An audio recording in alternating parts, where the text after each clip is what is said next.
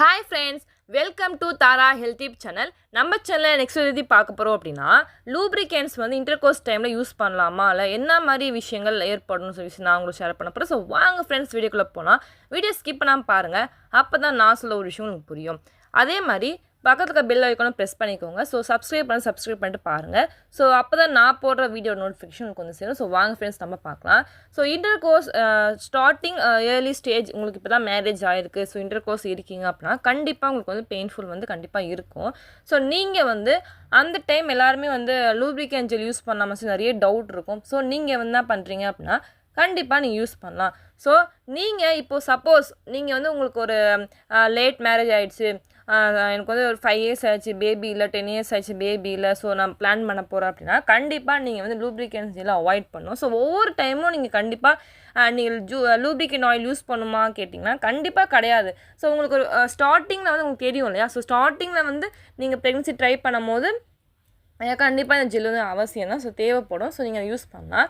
அதுக்கப்புறம் நீங்கள் வந்து கண்டிப்பாக அதை யூஸ் பண்ணக்கூடாது. ஸோ லாங் நீங்கள் போயிட்டே இருக்கும் போது அது நமக்கு தேவை கிடையாது இல்லையா.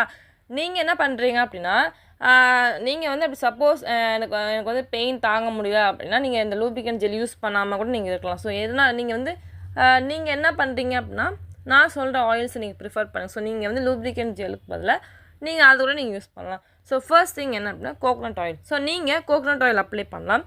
செகண்ட் திங் என்னென்னா கேஸ்டர் ஆயில். ஸோ இந்த 2 ஆயிலுமே நீங்கள் வந்து கண்டிப்பாக நீங்கள் யூஸ் பண்ணி பாருங்கள். ஸோ நிறையா ரிசல்ட்ஸ் இருக்குது. நீங்கள் என்ன பண்ணுறீங்க அப்படின்னா ஏர்லி ஸ்டேஜ் ப்ரெக்னன்சியில் நீங்கள் கண்டிப்பாக நீங்கள் யூஸ் பண்ணுங்கள். ஓகேங்களா.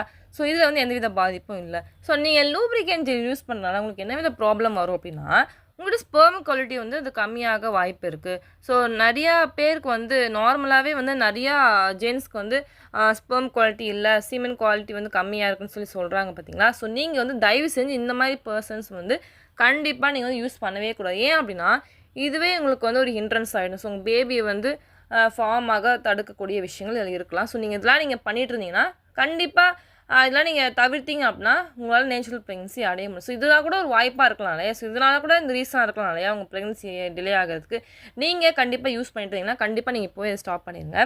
அதே மாதிரி நீங்கள் வந்து கொஞ்சம் ஸ்மால் அமௌண்ட் நீங்கள் யூஸ் பண்ணுறீங்க, ஏர்லி ஸ்டேஜில் யூஸ் பண்ணுறீங்க, அது பிரச்சனை கிடையாது. ஸோ இதை வந்து நீங்கள் ஃபாலோ பண்ணி த்ரூ அவுட் ப்ரெக்னன்சி நீங்கள் கொண்டு போகிறது வந்து நல்லதில்லை. ஸோ நீங்கள் ப்ரெக்னன்சி டைம்லேயும் நீங்கள் கண்டிப்பாக நீங்கள் வந்து லூப்ரிகன்ட் ஜெல் வந்து யூஸ் பண்ணவே கூடாது. ஸோ நீங்கள் பிளான் பண்ணுறீங்க, பிஃபோர் ப்ரெக்னன்சி நீங்கள் பிளான் பண்ணுறீங்க அப்படின்னா கண்டிப்பாக யூஸ் பண்ணலாம். ஸோ ப்ரெக்னன்சி ஆகிட்டீங்க, அந்த டைமில் நீங்கள் இன்டர்கோர்ஸ் இருக்கீங்கன்னா நீங்கள் அந்த டைமில் நீங்கள் யூஸ் பண்ணாமல் நீங்கள் தடுக்கிறது ரொம்ப ரொம்ப நல்லது. ஸோ ஓகே ஃப்ரெண்ட்ஸ், வீடியோ பிடிச்சிக்கணும்னு நினைக்கிறேன். ஸோ தொடர்ந்து பாருங்கள்.